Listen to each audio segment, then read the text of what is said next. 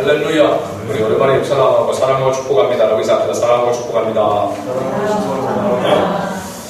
일곱 나팔 가운데 이제 여섯째 나팔을 말씀입니다. 지난주 12절까지 말씀을 드리고 했지만은 12절의 말씀에 대해서 언급을 하지 않았습니다. 그래서 12절 말씀, 9장 12절 말씀을 같이 한번 읽도록 하겠습니다. 첫째 화는 지나갔으나 보라 아직도 네 위에 화음이 이르리로다.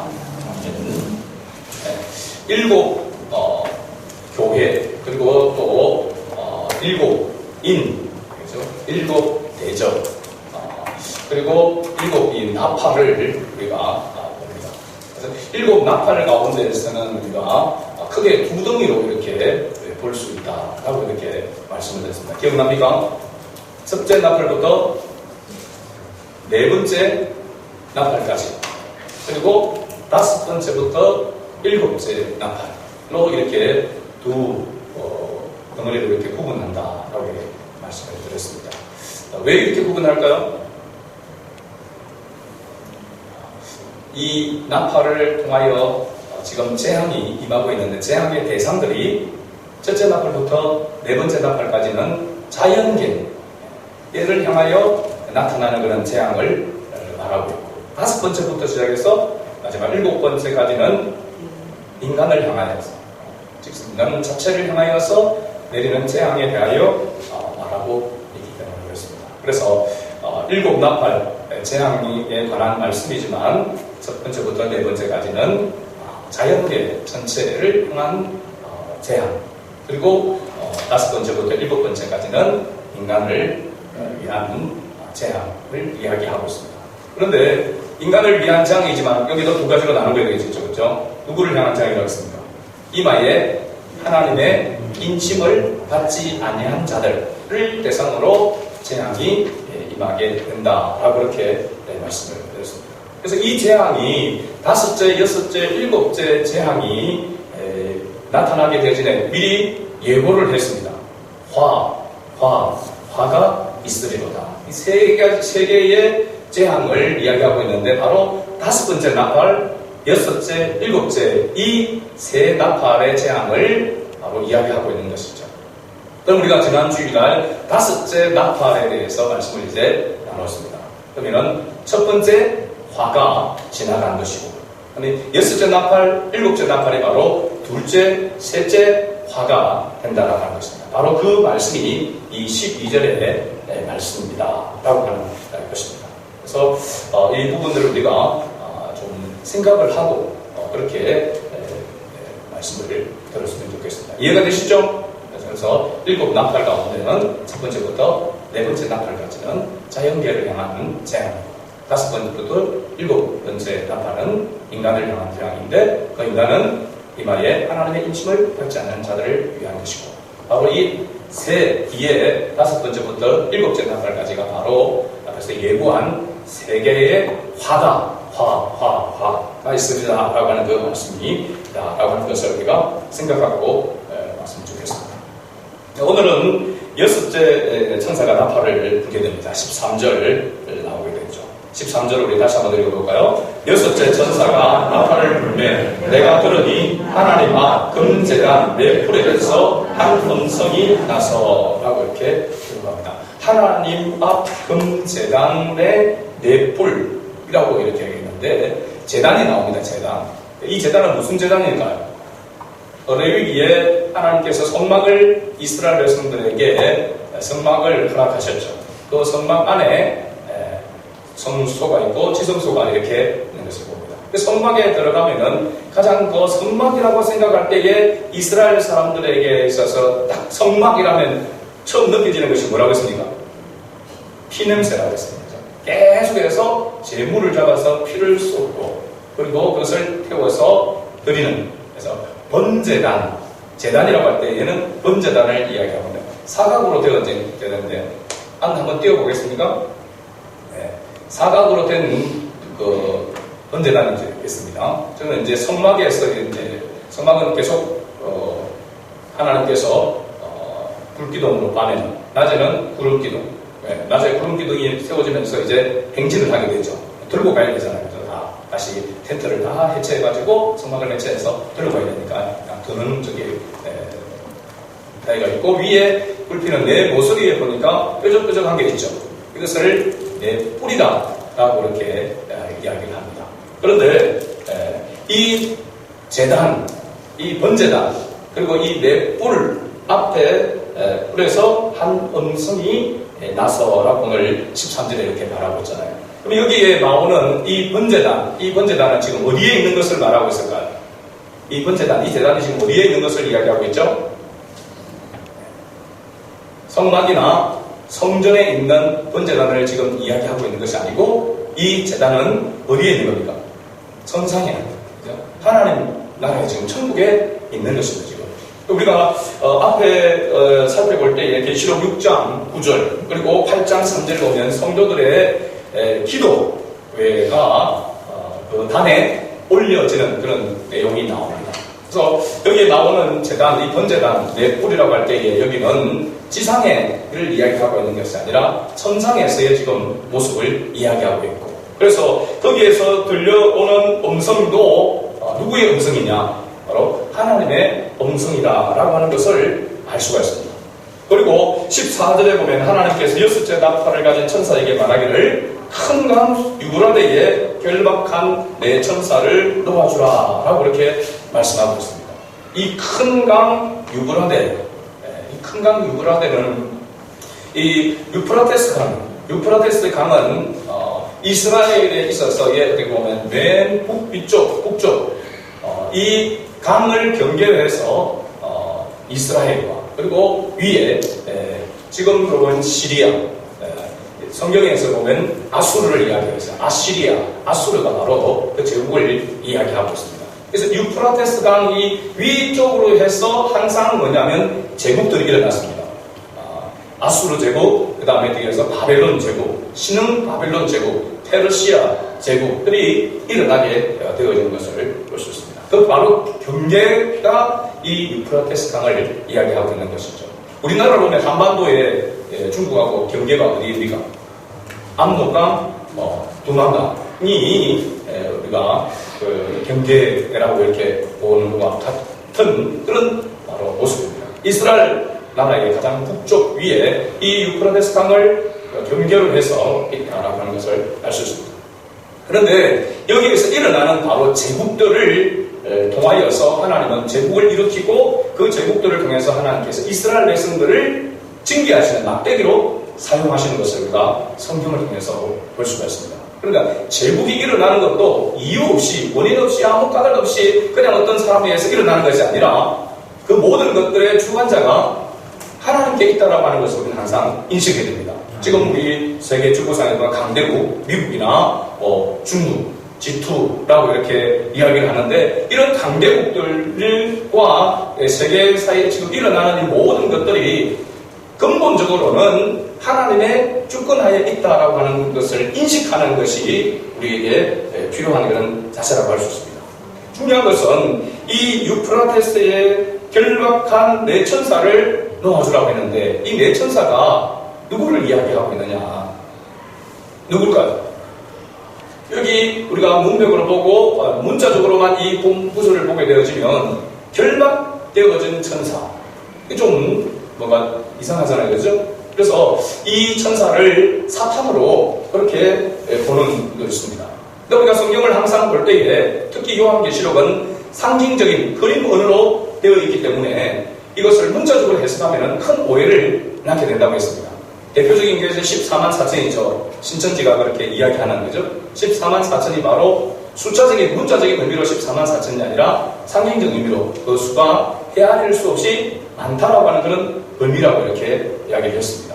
그래서 그런 측면에서 보면은 이 천사가 결박되어서 놓여지게 되어지는 이 부분만 보게 되어지면 마치 사탄이 있는 것처럼 그렇게 보여집니다.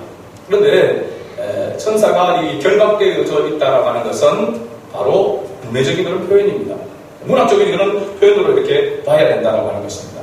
하나님께서 천사를, 이 네 천사를 붙들고 계셨다가 놓으셨다라고 하는 것은 오늘날로 이야기하면 하나님과 함께 하나님께로부터 준비되어져서 하나님의 나라를 위하여서 보냄을 받는 자, 파송되어지는 자라고 그렇게 볼 수가 있는 것이죠. 그래서 이러고 보면은 사도 바울도 내가 그리스도께 매인바 되어졌어. 그러니까 사슬에 매인바 되어져서 있다라고 했습니다. 그리고 자기를 향하여서 뭐라고 했습니까? 예수 그리스도의 종이라고 했습니다. 둘로스. 이 종은 그야말로 물건입니다. 주인의 물건. 그러면 사도 바울이 하나님께 자기는 아무 그런 인격적인 그런 존재도 없는 그런 물건에 불과하는 겁니까? 그것이 아니라 전적으로 하나님께 붙잡혀서 하나님의 뜻을 따라 순종하는 사람이다라고 하는 그런 의미인 것이죠.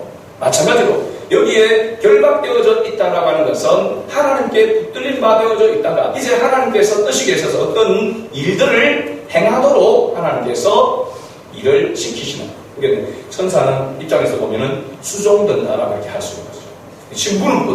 신부름꾼으로 지금 쓰임을 받고 된다라고 하는 것, 쓰임을 받고 있다라고 하는 그 의미가 바로 이 결박되어져서 이제 놓여지게 되어진 이 부분을 설명하고 있는 것입니다.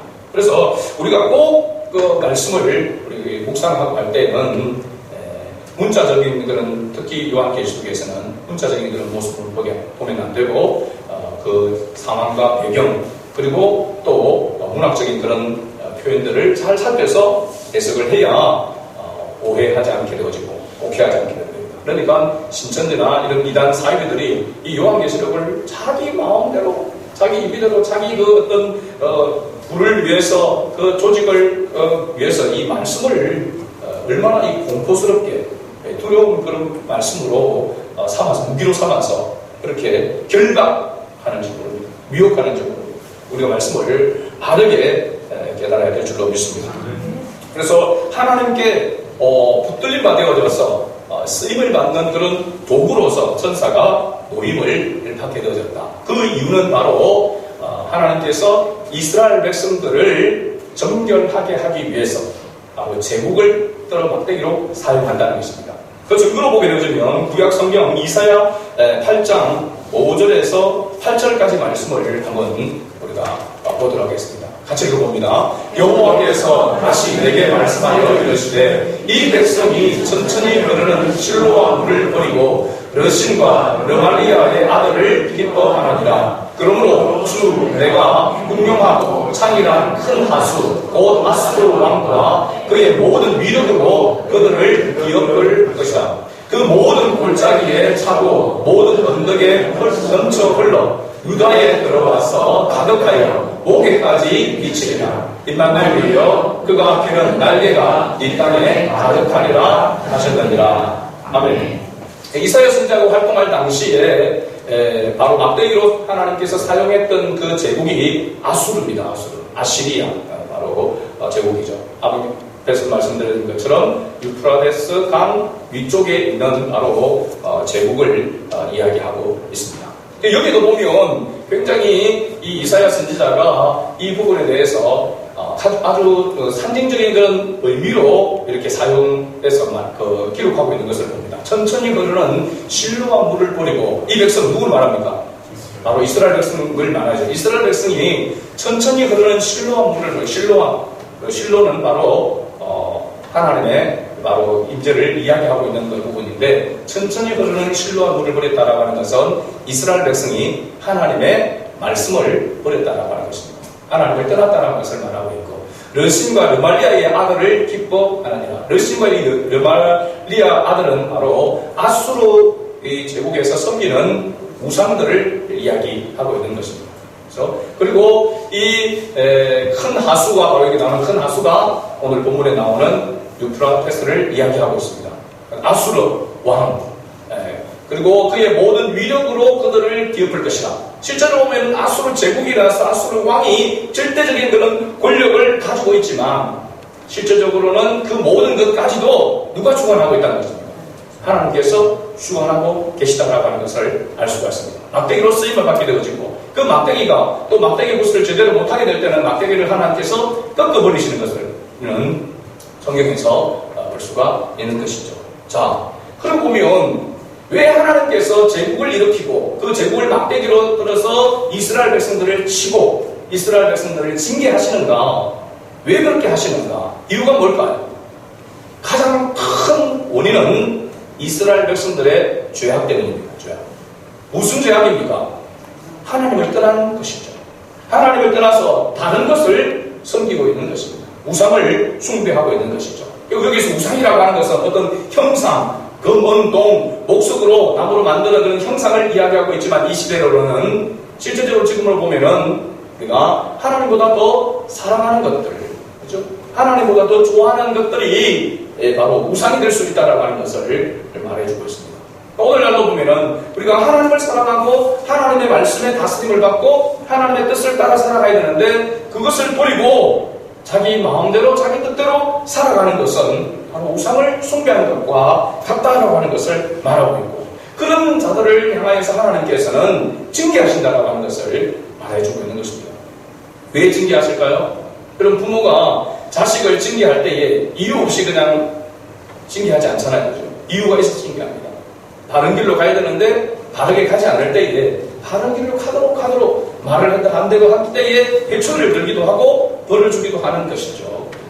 그 근본적인 원인은 뭐냐면 바로 사랑에 기인한 것이다라고 하는 것을 말하고 있습니다. 하나님은 사랑이시다. 하나님의 택한 백성을 향하여서 하나님께서 사랑하시기에 하나님의 백성이 하나님과 함께하기를 원하고 하나님과 교제하기를 원하고 택함을 받은 그 목적대로 쓰임을 받는 그 하나님의 자녀가 되기를 하나님은 원하시기 때문에 그러면 질투하시기까지 하면서 하나님의 택한 백성이 하나님께로 돌아오기를 원하시는 것이죠. 그래서 돌아오라 선자를 통해서 보내서 그렇게 외침에도 불구하고 돌아오지 않았고 끝까지 고집을 부리고 결국은 우상을 섬기고 하나님을 떠나게 될 때 하나님은 막대기를 들 수밖에 없다는 것입니다. 그 당시는 바로 아수르 제국을 하나님께서 이렇게 해서 그 막대기로 이스라엘 백성들을 바로 징계하셨다는 것입니다. 그 징계의 목적은 이스라엘 백성들을 정결케 하기 위함이다 라고 이렇게 말할 수 있습니다. 오늘날 바로 우리가 지금 코로나19로 인해서 온 세계가 어려움을 당하고 있고 백신이 나옴에도 불구하고 여러 가지로 아직까지도 어려움 가운데 있는데 언제 끝날지를 알 수 없을 정도로 장담할 수 없을 정도로 어려움 가운데 있습니다. 이런 가운데서 하나님께서 우리에게 원하시는 것이 무엇인지를 그 뜻을 우리는 바르게 깨달을 수 있어야 될 줄로 믿습니다. 자, 이스라엘 백성들이 죄악을 범했을 때에 그들에게 하나님께서 징계할 때 어느 때까지 하나님께서 징계하셨는가? 오늘 저기 본문에 보면은 밑에서 넷째 절에 보면 모든 언덕에 넘쳐 흘러 유다에 들어와서 가득하여 목에까지 미치더라. 목에까지 미치더라. 여기 턱 밑에까지 하나님의 징계가 나타나고 있다. 그리고 이 말은 뭐냐면 목숨이 위태로워 그야말로 간당간당한 그 상황까지 있다는 거예요. 왜 하나님께 여기까지 이르도록 할까요? 회개를 하지 않으니까. 회개할 때까지 하나님께서 마지막 그냥 목숨줄을 그냥 붙들고 있을 정도까지 하나님께서 이렇게 징계하고 있다라고 하는 것을 볼 수 있죠. 우리가 참으로 안타까운 그런 모습은 하나님께서 우리에게 징계를 할 때 그 징계를 빨리 깨닫고 빨리 그 잘못된 길에 대해서 돌이켜야 되는데 그러지 못하고 끝까지 고집을 부르게 되어지면 모든 것을 다 잃은 후에야 그때야 돌아오게 된다라고 하는 사실입니다. 우리는 이 종말 시대를 살아가면서 하나님의 음성을 듣고 하나님의 뜻에 귀를 기울이고 그 뜻 가운데 순종하며 살아가는 성도가 되어야 될 줄로 믿습니다. 하나님께서 종말 시대를 살아가는 이 그리스도인에게 있어서의 그래서 자세가 바로 뭐냐면 하나님의 백성이 죄를 회개하고 돌아오라고 외치고 있는 것이고 또 하나는 뭐냐면 하나님을 알지 못하는 사람들이 이 재앙들을 통해서 하나님을 두려워하고 복음의 복된 소리를 듣고 또한 돌아오라고 하는 그러한 메시지가 담겨 있는 것이죠. 그래서 제가 보니까 이 요한계시록을 읽고 묵상하는 가운데 이 말씀과 비슷한 그런 말씀들이 구약에 보면 에스겔입니다. 에스겔이 환상 중에 보았던 그 말씀들과 굉장히 많은 연관이 있는 그런 모습을 봅니다. 어느 때에 이런 묵시가 이런 계시가 나타나는가 하나님의 계시가 나타나는가 보면 에스겔도 바벨론에 유다 백성들이 포로로 끌려가 있는 그 상태에 대해서 가장 어떻게 보면은 역사적으로 암울하고 소망이 없는 것 같은 그런 시대 속에 있을 때에 묵시가 나타났다는 것입니다. 그래서 어떻게 보면 환경적으로 보면 비슷한 그런 상황입니다. 지금 사도 요한을 통하여서 이 요한계시록을 하나님이 주님께서 주실 때의 그 상황은 어떤 상황입니까? 로마의 제국의 압제 속에서 정말로 그리스도인들이 엄청난 핍박을 받고 박해 가운데 있을 때입니다. 네로 황제로부터 시작해서 그리스도인들이 바로 짐승 취급을 받고 엄청난 고통 가운데 있을 때에 아무런 그리스도인으로서 뭘 할 수 없는 그런 바로 상황에 처했을 때에 묵시가 임했다고 하는 것입니다. 그 묵시는 바로 하나님께서 앞에 말씀을 드렸지만 두 가지 의미인 것입니다.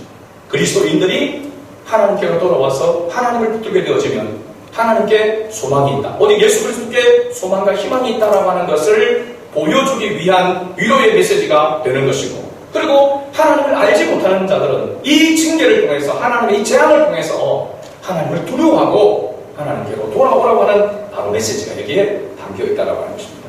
자, 다시 본문으로 돌아가서 15절 말씀, 9장 15절 말씀을 같이 읽겠습니다. 내 전사가 너였으니 그들은 그 년, 월, 일시에 이르러 사람 3분의 1을 죽이기로 준비된 자들이더라. 그렇습니다. 내 천사가 놓였다라고 하는 것은 결박되었다가 놓였다라고 했죠. 그죠? 바로 이제 하나님의 이 막대기로서의 징계 사역을 위해서 이제 이 내 천사가 파송되어지는 보냄을 받았다라고 하는 것을 말하고 있는데, 여기 내 천사가 년, 월, 일시에 사람 3분의 1을 죽이기로 라고 이렇게 말하고 있습니다. 년, 월, 일시, 이건 내 천사가 하나님께로부터 이 재앙을 위해서 파송되었지만 내 천사가 자기 임의로 할 수 있는 것이 아니고 하나님의 주권하에서 이 모든 재앙들이 이루어지게 될 것을 이야기하고 있는 것입니다. 자기 마음대로 천사가 자기 주어진 하나님의 주신 그 능력으로 마음대로 할 수 있는 것이 아니라 하나님께서 정해놓은 때에 정해놓은 만큼만 해야 할 수 있다라고 이렇게 말하고 있는 것이죠. 그러니까 철저하게 하나님의 통제 아래서 행해지고 있다라고 하는 사실입니다. 우리가 이 세상을 지금 역사의 이런 모든 것들을 돌아보게 될 때에 이런 것들이 그냥 사람에 의해서 어떤 한 국가에 의해서 이루어지고 돌아가고 있는 것처럼 그렇게 보여지는 부분도 있습니다만, 실제적으로 보면은 철저하게 이 세상 만물이 하나님의 통제 아래에서 운행되어져 가고 있다고 하는 것을 우리는 항상 인식해야 될 줄로 믿습니다. 자, 여기에 재앙이 임하게 되어지는데 사람 3분의 1, 우리가 5째, 6째, 7째 재앙은 나팔은 사람을 향한, 인간을 향한 그런 재앙이라고 이렇게 했습니다. 사람 3분의 1이 죽이기로 준비된 자들이라. 이 사람 3분의 1을 죽이기로 준비되어서 쓰임을 받는 사람들의 숫자가 나옵니다. 마병대의 숫자가 나오죠. 몇 명입니까? 2만 만입니다. 2만 만이면 숫자로 계산하면 얼마일까요? 2억입니다. 2억 명입니다. 2억 명. 그러면 우리가 앞서도 말씀을 드렸지만 이걸 문자적으로 해석하자면 그 당시에, 지금 이 당시에 세계 인구가 얼마나 되었겠습니까? 2억이 넘지 않았다고 볼 수 봅니다. 그런데 여기에 쓰임받는 군대의 수가, 마병대 수가 2억이라고 말하고 있죠. 이 말이 무슨 뜻입니까?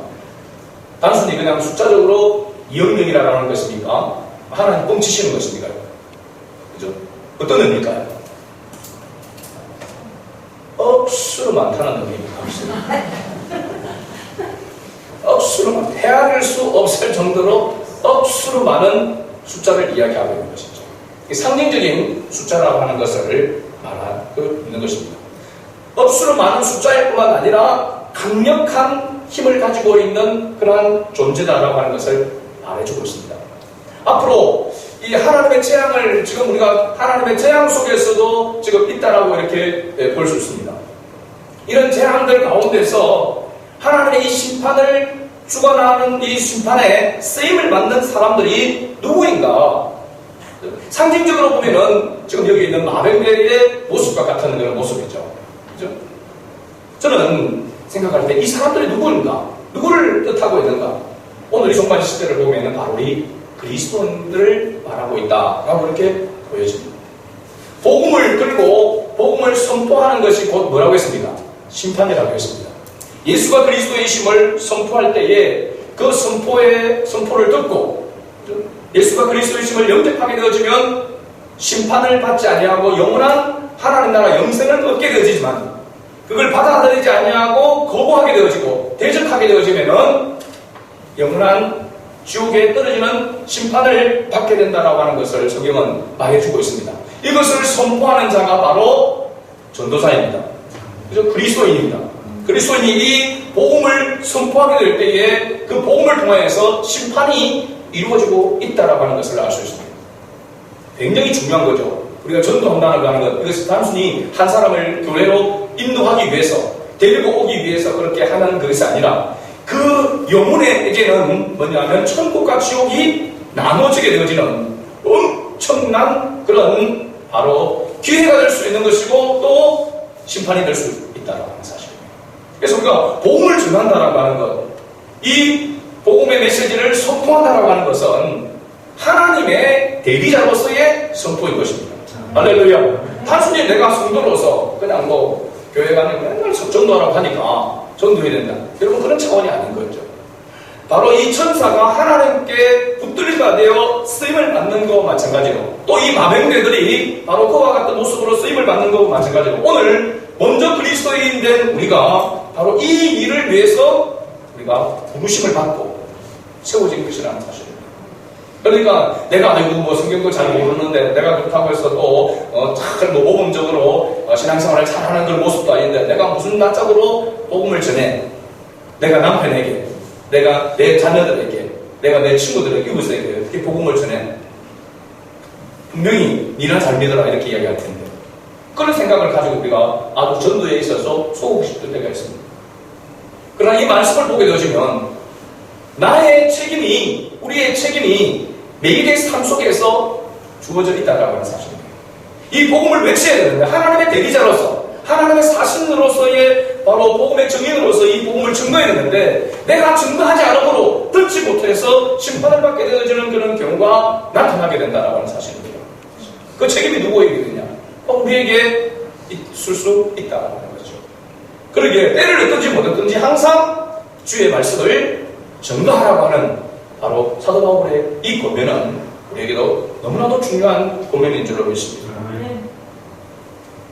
이 재앙으로 통하여서 이마에 하나님의 인침을 받지 아니하는 자들, 불신자들은 결국 파멸의 길로 나아가게 되는데 오늘 우리가 읽었던 20절과 21절 말씀을 같이 한번 읽어보도록 하겠습니다.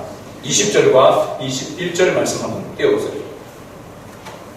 네, 앞에 화면을 보고 같이 읽어봅니다. 이 재앙에 죽지 않고 남은 사람들은 손으로 행한 일을 회개하지 아니하고 오히려 여러 미신과 또는 보거나 듣거나 받거나 하지 못하는 금, 동과 목석의 우상에 대해 절하고 또 그 살인과 복술과 음행과 도둑질을 회개하지 아니하더라. 아멘.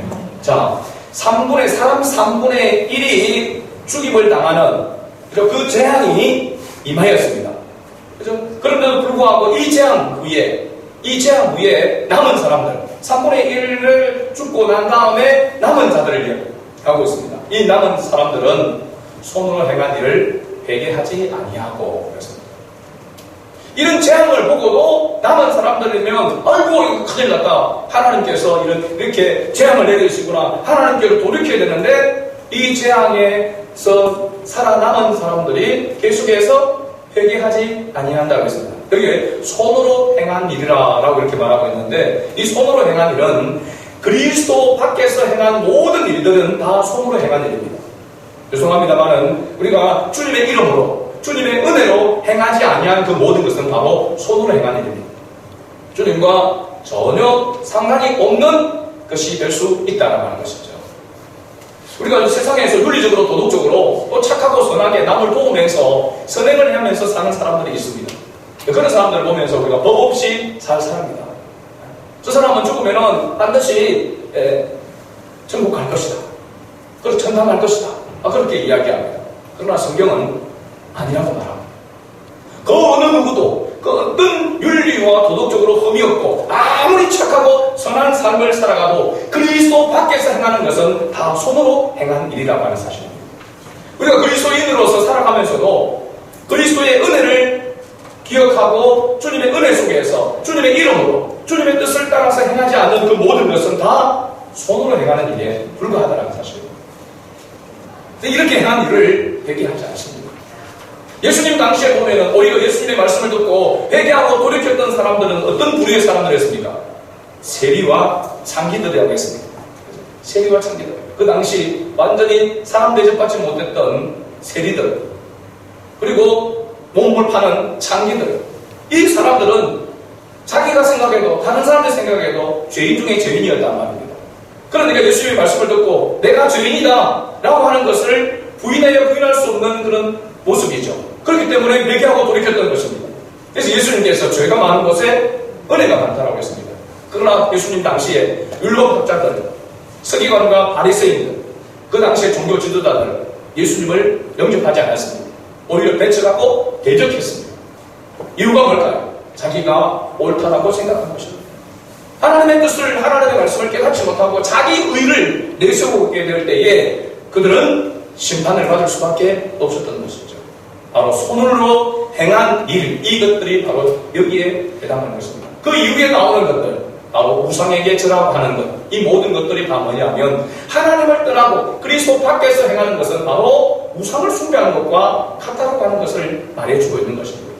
여러분의 삶이 손으로 행한 일에 해당되고 있습니까? 아니면 하나님께서 인정하시는, 하나님께서 기뻐하시는, 하나님께서 원하시는 하나님의 뜻 안에 있는 삶입니까? 우리 자신을 돌아봐야 될 부분이라고 말할 수 있는 것이죠.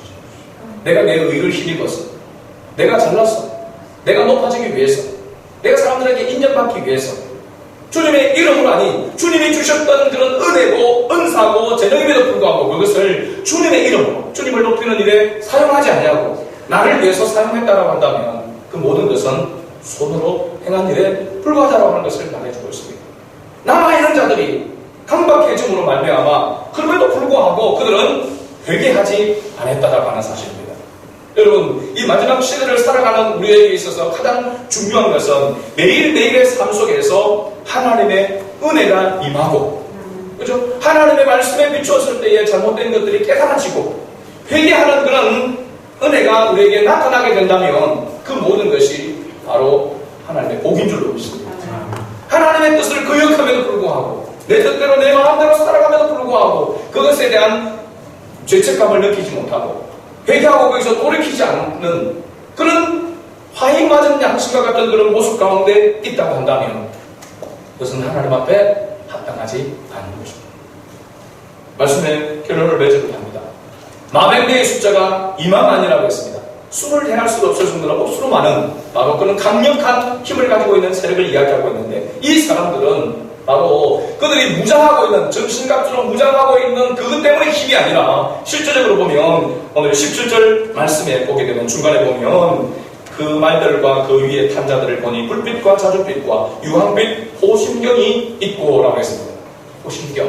그 호심경은 뭐냐면 가슴을 막아주는 바로 방패를 이야기하고 있습니다. 가슴은 또 뭘 상징하냐면 의를 상징합니다. 예수 그리스도로 말미암는 의를 가진 자, 그 의에 무장되어져 있는 자가 뭘 할 수 있느냐? 바로 하나님 앞에 쓰임받는 도구가 될 수 있다라고 하는 것을 말해주고 있는 것이죠. 그렇다면 오늘 이 종말의 시대를 살아가는 우리가 하나님 앞에 쓰임받는 그런 도구가 되고 하나님이 인정하는 그런 하나님의 사람으로 서기 위해서는 무엇으로 무장해야 됩니까? 예수 그리스도의 그 의, 십자가의 보혈의 그 피로 말미암아 죄의 사함을 받았다라고 하는 그 은혜를 우리가 무장하지 않으면, 그 은혜로 무장하지 않으면 절대로 쓰임을 받을 수가 없다는 사실입니다. 여러분, 전도를 누가 합니까? 하나님의 은혜를, 하나님의 그 사랑을, 예수 그리스도의 그 피의 그 대가를, 그것을 알고 깨달은 자가 복음을 전하게 되는 것입니다. 우리가 잘났을가 아니고 우리가 특별한 존재라서가 아니라 하나님께서 그러한 은혜를 베풀어 주셨기 때문에 내가 그 은혜를 입었기에 100% 전적으로 하나님의 은혜를 더 입었기 때문에 이 은혜를 나만 소유할 수 없고 나만 누릴 수 없어 전하지 않냐고는 견딜 수 없는 심령이 그리스도인이라고 하는 사실입니다. 여러분 그리스도인으로 준비되어 있습니까? 그렇지 못하다면 우리 자체가 지금 잘못되어져 있는 것이죠. 하나님의 은혜 속에 온전히 거하고 있지 못하는 것이죠.